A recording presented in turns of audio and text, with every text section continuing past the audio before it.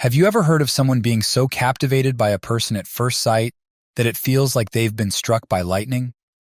It's a rare but powerful phenomenon, often romanticized in stories. I witnessed it firsthand once, not in a film, but in real life. The catch? It happened to my wife. Sadly, she didn't feel that way when she met me. Instead, it was another man who made her heart race 25 years into our marriage. That moment shattered what I believed was our perfect life. But I'm jumping ahead of myself. I tend to do that when I look back on how things were supposed to be versus how they actually turned out. Let me start from the beginning and introduce myself properly. I'm Ethan Reynolds, but everyone calls me Ray. I'm 50 years old, living in a small Midwestern city about 2 hours from Chicago.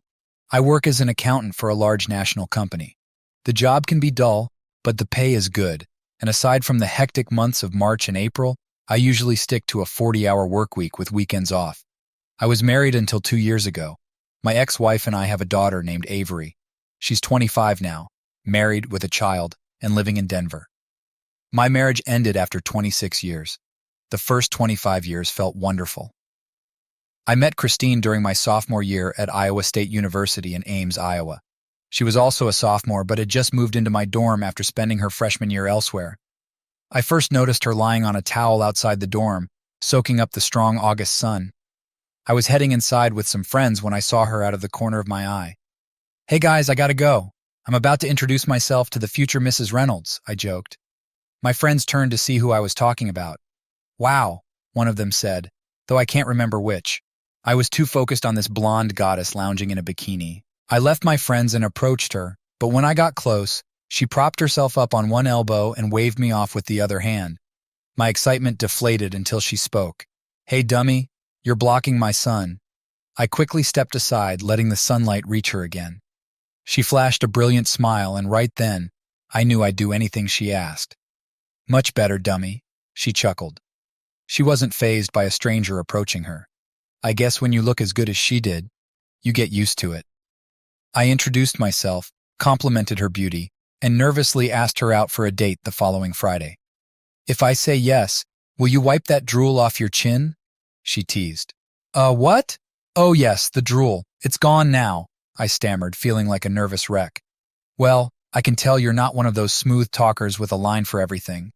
Sure, we can go out on Friday night." I got her phone number, and that Friday, we went to a small Italian restaurant in Ames. I was smitten, and she shared her life story from age 3 to the present. She only stopped talking when our main course arrived.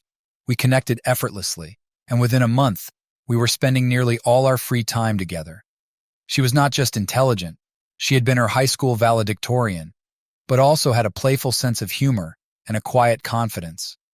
I considered myself decent looking, not a standout, but athletic, with 7 varsity letters from high school. I was smart, ranking in the top 5 of my class, and could hold a meaningful conversation on many topics. I wasn't smooth talking, but I had some confidence. Asking Christine out was a long shot, but you miss every shot you don't take, right? We had our first sexual experience on our 6th date. Neither of us was inexperienced, but I hadn't had many partners, and it seemed like she hadn't either. Christine and I got married shortly after graduation. We found jobs easily.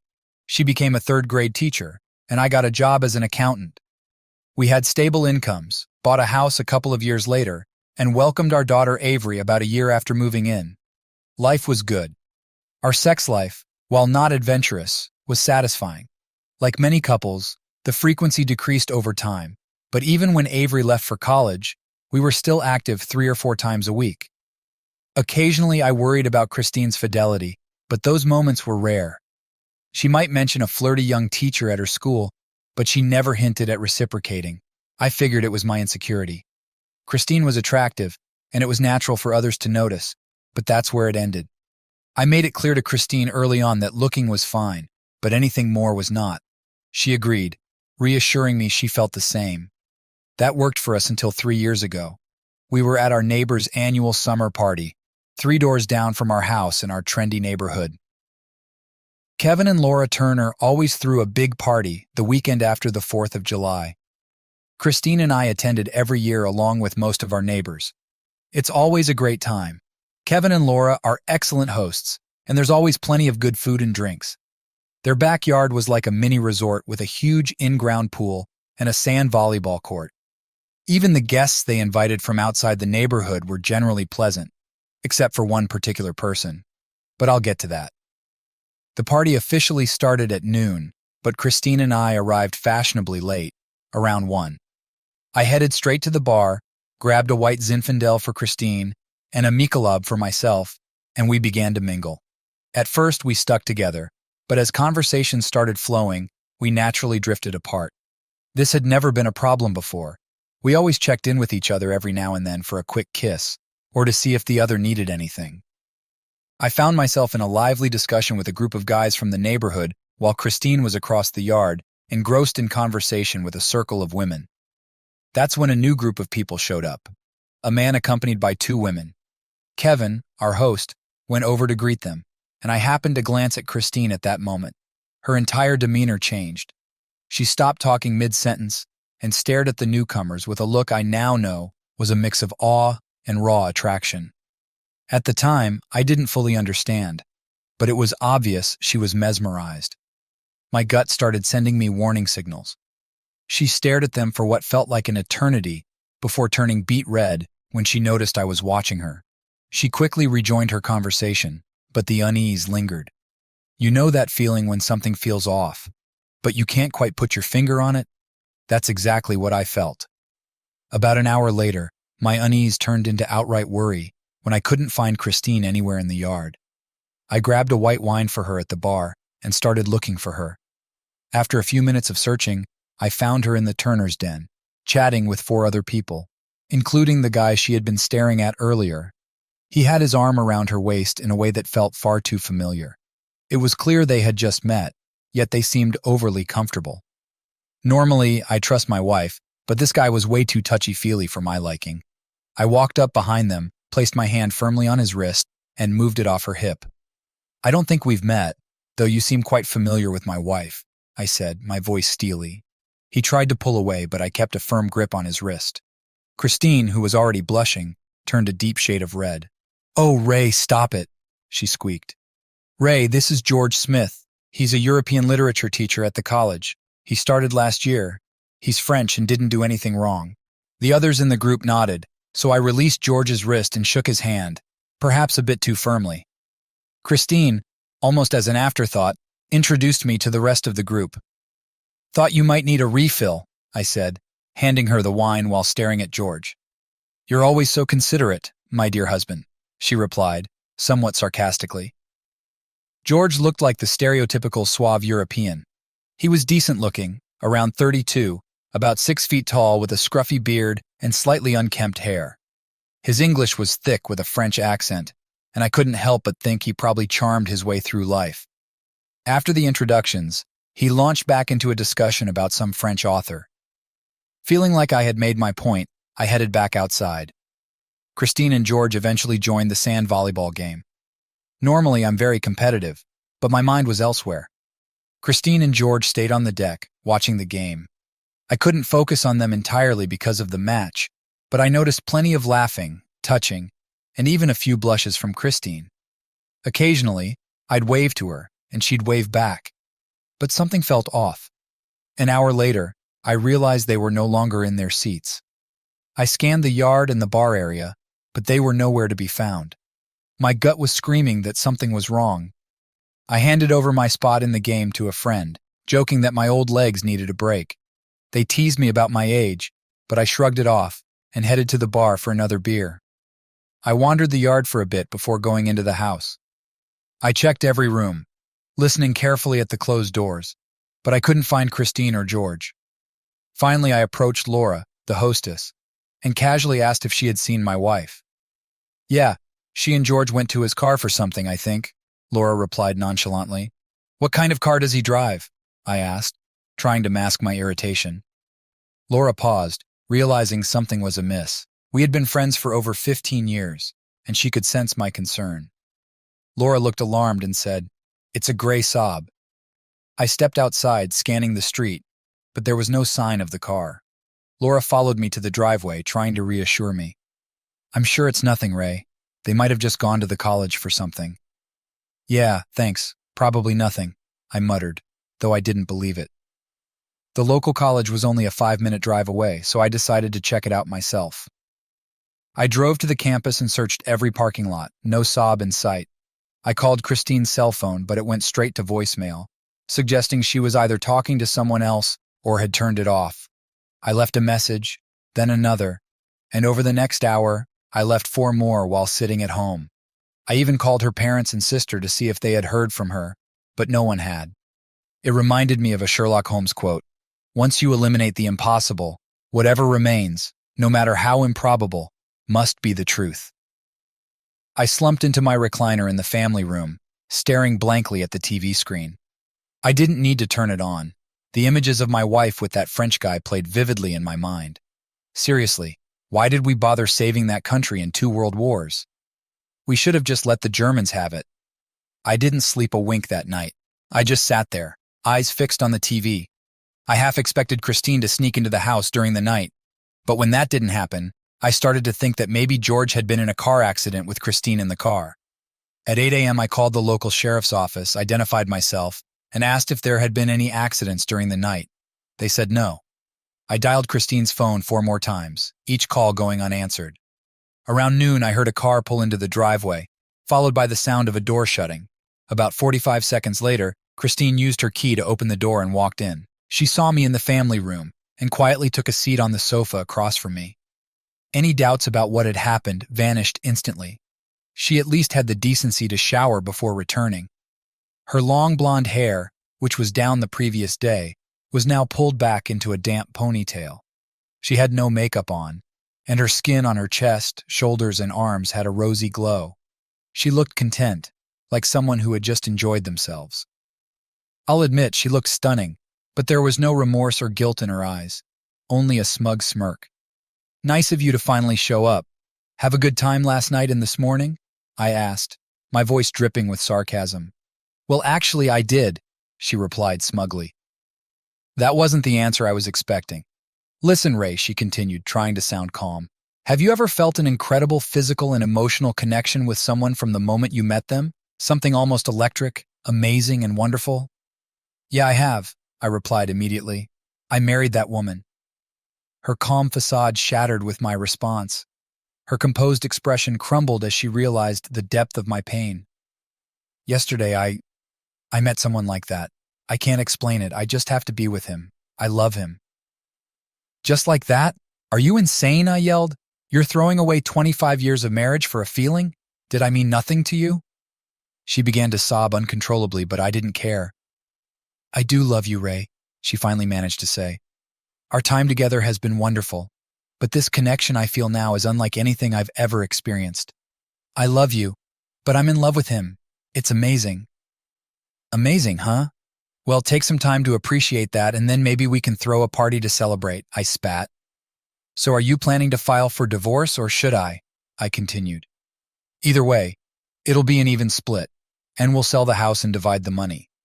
"What?" she stammered. "That's not how this works. You don't get to keep me as a backup plan. If you're with him, then go be with him.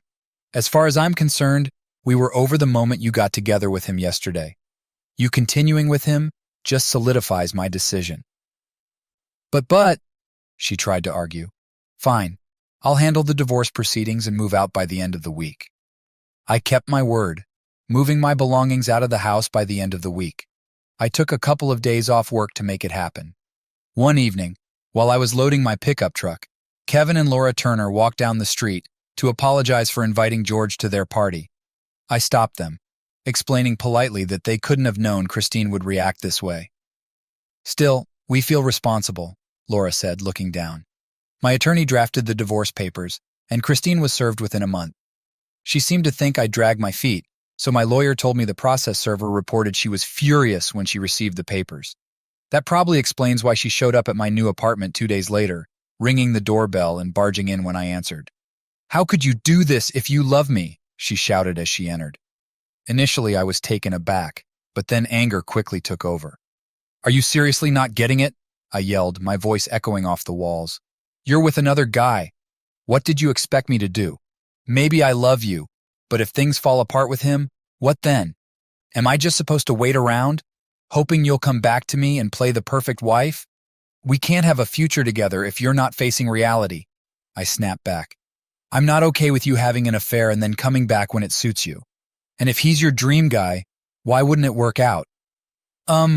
George is going through a divorce and they're figuring out financial stuff, she stammered, trying to justify herself. So he might be perfect for you, but maybe the feeling's not mutual, I shot back, frustration clear in my voice. Finally, I told her to leave if she wanted to keep seeing him, or I'd kick her out myself. Christine and her lawyer did everything to delay the divorce, dragging it out for as long as possible. Meanwhile, Mr. Wonderful moved into my old house, practically stepping into my life. Update 1. 4 months later, I was leaving Chez Michel's after a business dinner with a colleague when I saw two familiar faces heading towards the door. It was George and a very pregnant Christine, who looked about 3 months along. I stopped dead in my tracks, staring at them and blocking their way into the restaurant. Oh my God, I muttered under my breath. My colleague paused, looking confused as the four of us stood face to face. Victor, meet my wife for a little while longer, and her boyfriend, George Smith, I introduced with heavy sarcasm. Victor awkwardly tried to stay polite in this incredibly uncomfortable moment. I thought he managed as well as anyone could. Is she pregnant? He stammered. Is it yours? That's definitely his, I replied with forced cheer. You're such a jerk, Ray, you know that? She snapped as she and George walked past us into the restaurant. Later, Laura Turner confirmed that Christine was indeed 3 months pregnant. Turns out George was so wonderful that Christine wanted his baby and ditched birth control. Good luck with that, I told Laura. The divorce finally went through a few months later, and 2 months after that, Christine gave birth to a son.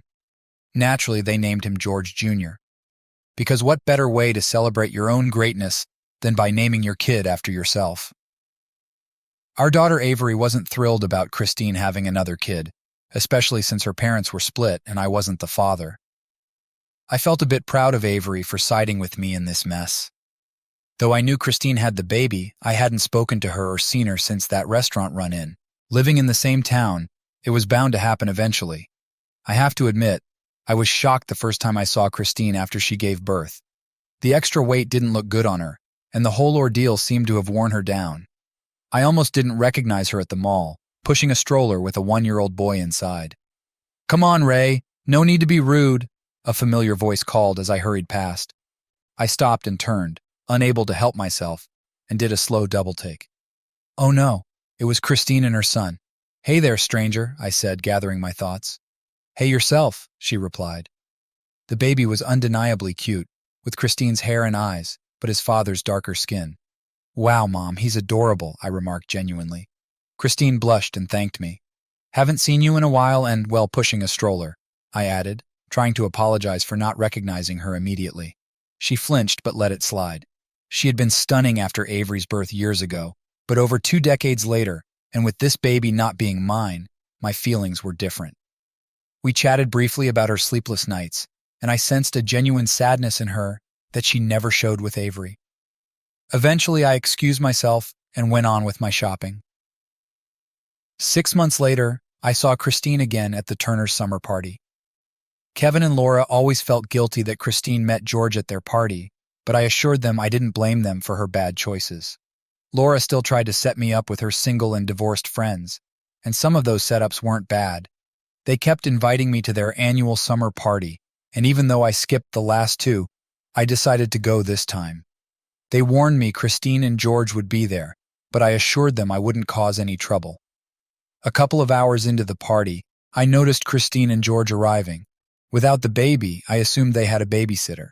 Christine had lost some of her pregnancy weight and didn't look as much like a grandmother as last time. But even when she smiled, her once bright blue eyes had a sadness I couldn't ignore. I decided to address the elephant in the room early. I approached them, gave Christine a light hug, and shook George's hand. They both looked surprised, and I think I saw Laura holding her breath. We chatted briefly before I excused myself and returned to my friends by the grill. When the sand volleyball game started, I joined a team. During the second game, I noticed Christine sitting alone, cheering. Mr. Wonderful was nowhere to be seen. After 2 games, we lost the second. We left the court and waited for our next turn. While getting a beer, I glanced over at Christine sitting by herself. Some things never change, I thought to myself as I grabbed my drink and headed indoors. After checking a few rooms, I finally found myself in the den, and my instincts were right on target. There was George, with his arm around Barbara Nolan's waist, chatting with a small group. Barbara's eyes were practically glittering with desire as she gazed at him. Barbara used to live down the street from me, and I knew she was married. I thought about keeping to myself, but if this was what it looked like, George would be cheating on Christine tonight. If I said nothing, I'd feel guilty, but if I told her, it'd cause a scene, and I'd still be the bad guy. A true friend would step in, but I wasn't her friend. I was her ex-husband. Why should I be responsible for this? Just then, fate intervened. Barbara's husband, Ryan, who was on my sand volleyball team, walked in behind me to discuss strategy. He saw the same thing I did. George getting too cozy with his wife. "You jerk! Get your hands off my wife!" Ryan yelled, charging towards George. I almost stepped in to prevent a fight, but then decided to let my teammate handle it. Before George could react, Ryan had grabbed his arm. About 10 minutes later, 2 police officers arrived, led by Victorant David Clark, who seemed around my age, and Officer Emily Johnson, who looked to be in her 40s and had the unmistakable features of an Irish heritage with her freckles, green eyes, and long red hair. The officers took statements from everyone present, just in case George wanted to press charges against Ryan. I made sure to give my statement to Officer Johnson. Christine was in tears, and Officer Johnson noticed her waiting for me. As she questioned me, I explained what I saw and added that George had stolen my wife at this very party 3 years ago. She looked surprised. "And you're still going to take her to the hospital for him?" she asked. "Are you that nice or just a complete idiot?" Her question caught me off guard. I looked at her and saw her trying not to smile. "Definitely a complete idiot," I replied. She didn't expect that and let out a small laugh, a sound I found myself liking. After answering a few more questions, I was free to take Christine to the hospital. Before I left, Officer Johnson warned me that Christine might not believe my story. "Don't count on her believing me," I said as I turned away. Then on a whim I added, "Maybe you should give me your card in case I remember something else, officer." She grinned, her eyes lighting up as she took a card from her pocket, flipped it over, and jotted down what seemed to be her personal number. "Thanks, officer," I chuckled, then turned to Christine. "Let's go." On the way to the hospital, Christine asked what happened to George. I told her the truth, expecting her not to believe me. "Can't you just move on, Ray?" she complained. "It's been 3 years now. It's not about moving on, Christine," I replied. "George shouldn't have been getting handsy with Barbara Nolan, and Ryan was right to step in. Maybe if I'd been that assertive, you and I might still be together." Neither of us expected those words to come out of my mouth. Christine's eyes welled up with tears before she turned her head away. I dropped Christine off at the ER and didn't go inside with her. She'd need to get an Uber back to the small home she shared with George, since we sold our house and split the money after the divorce. With her out of sight for the night, I reached into my pocket for the card Officer Johnson had given me. A nice girl, I thought, trying to play it cool. I waited 3 days before calling her. She picked up on the second ring. "Could you have taken any longer? I could be engaged and married by now," she teased. "Guess you're right, but if you're that speedy, you might miss out on becoming the next and last Mrs. Reynolds," I retorted. "Now who's getting sassy?" she replied. "How do you know I'll even agree when you ask me out? And no, I don't want to go to some Irish pub for a date." Her remark caught me off guard because, honestly, that was my plan. It seemed fitting to take an Irish girl to an Irish pub. She sensed my hesitation and nailed it. "What's the deal with you guys? Can any of you think outside the box? You see red hair and automatically think Irish pub." I stumbled before coming up with plan B. Our city had an amazing Greek restaurant that I loved, and Greek cuisine was a far cry from Irish. She only took a second to respond positively. "Thanks for switching things up a bit," she said. "Once I reject the Irish pub, most guys default to Asian. Sorry, but I'm not into food that could pass for a cockroach haven."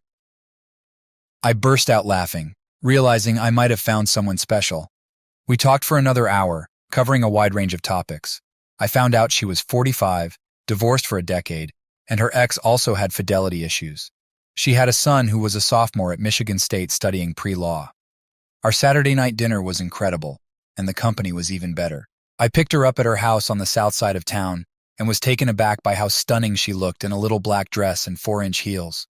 She had all the right curves, great legs, a pretty face, and that vibrant red hair. She was the living definition of gorgeous. We had one of those conversations that meandered through all kinds of subjects. I could have listened to her voice all night. She didn't seem eager to rush into marriage, just like I wasn't in a hurry to tie the knot. This made her both relaxed and intriguing, her naturally inquisitive nature shining through like that of a cop. She asked thought-provoking questions, showing she was truly engaged in our conversation. After dinner, I drove her back home. Neither of us extended an invitation to come inside, and we exchanged goodnights on her doorstep. She leaned in and gave me a gentle kiss on the cheek. I'm pretty sure I turned 3 shades of red, wished her good night, and floated back to my car. The drive home is a blur in my memory. I felt like a teenager again. Her lips were soft, and I could swear she was wearing White Shoulders perfume. Sunday morning she called and invited me over for bagels and lox at her place. How could I possibly turn that down? A few days later, Laura and Kevin invited me over for dinner. They wanted to apologize for the chaos at the party and hear my side of the story. Turns out, George was threatening to sue them as well as Ryan Nolan. "This guy must think he's a real catch," Kevin blurted out. "He is quite good-looking and charming, I have to admit," Laura said, before Kevin shot her a glare that could melt steel. Ryan spent the whole weekend in jail before getting bailed out on Monday morning. When he got home, Barbara and their 2 kids were gone, staying with her mother in another town. Kevin mentioned that their 12-year marriage was likely over. "Well, pass along my number to Ryan. Let him know I understand what he's going through, and that I've got his back when this goes to court." "We'll let him know, and I'm sure he'll appreciate that," Kevin said. "By the way, this was our last summer fling. I can't handle this kind of drama," Kevin added, looking exhausted. Laura stared at her plate of peas, and I sensed that things weren't going well between them. A few months later, when 47-year-old Laura started showing a baby bump in public, my suspicions were confirmed. I didn't need to guess who the father was because Kevin called me, furious. "Can you believe this?" he practically shouted into the phone. "That jerk got my wife pregnant. She's been having an affair with him since last year's party." Kevin had no clue until Laura started getting sick every morning, just like she did with their 2 kids years ago. When he confronted her, she confessed. They'd used protection most of the time, but ran out during a long weekend at a motel. They thought a few times without protection wouldn't hurt. Kevin asked for my attorney's name. "Can I at least get a friends and family discount?" he joked bitterly. George and Laura moved into an apartment near the campus, leaving Christine and her son on their own. "Not my issue," I replied, but I hadn't considered the female perspective. While having lunch at McDonald's, Christine came up to my table holding her son's hand. She set her tray across from me, and George Jr., now about 3, quickly settled beside me. "Hi, Christine. Hi, George," I greeted them. The little boy extended his hand for a handshake. Impressed by his maturity, I shook his tiny hand firmly. "Hi there, sir," he greeted me in a serious voice. "Hello, Ray," Christine added. "He's growing up fast," I remarked to Christine, glancing at her son. "You might end up with a tall one on your hands." Christine appreciated my attempt to be civil, but something was clearly bothering her. "Go ahead and ask me," I encouraged her, watching George Jr. unwrap a cheeseburger. "Did you ever truly love me as much as you claimed?" she began softly. "Because if you did, why didn't you fight for me like Ryan did for Barbara? Why didn't you ask me to come back, or even check on us?" I wasn't expecting that at all. Suddenly it was my fault. I took a deep breath, trying to stay composed. "Whoa," I exhaled slowly. "So this is all my fault? I'm the one who did wrong here? You're the innocent party?" My voice started to rise. "If you remember, I removed George's hand from your waist, but you insisted nothing was happening and that I shouldn't cause trouble. I trusted you completely and believed your word, so I didn't push further. Excuse me for having so much trust in you. If I had known then what I know now, I would have confronted him like Ryan did. But you, the person I trusted most in the world, lied to me." "So I didn't fight for you," I said, my voice steady. "When you came home the next day around noon, what was left to fight for? The damage was done. You had already given yourself to another man, breaking our vows. It was clear that this was your decision, and I had no say in it. You weren't mine anymore. You belonged to him. But you didn't even try to change my mind, she complained, or make any effort to make me stay. Nothing. If you truly loved me, how many times did you sleep with George that first night and the morning after? Once might have been a mistake, maybe forgivable. Twice was a deliberate choice. And more than that, that was you tearing my heart apart. And you had the nerve to tell me you had an incredible connection, a magical bond. You didn't show any remorse. You know, lust and slut share the same letters. What were my options? As they say, if you love something, let it go. If it comes back, it's yours. If not, it never was. And then, just to add insult to injury, you had his child at 48. I couldn't convince you to have a second child in 25 years, but you let Mr. Wonderful impregnate you. So this is all about your wounded male pride? She snapped, her tone sharp. I held back, mindful of George Jr. sitting beside us. No, what you did with him was your choice. You loved him enough to have his baby, even though you refused that with me. I got the message loud and clear. We ate in silence for a while, the tension hanging in the air. I could see something was bothering her, but she seemed hesitant to speak up. So, what's your plan now? I finally asked. You and George never married, but he's recognized as George's father, right? At the very least, you should get child support from him. I'll let Laura handle him, Christine replied. But you're right. I should demand child support from that cheater. Good advice. Do you ever think about us? What might have been? She asked quietly.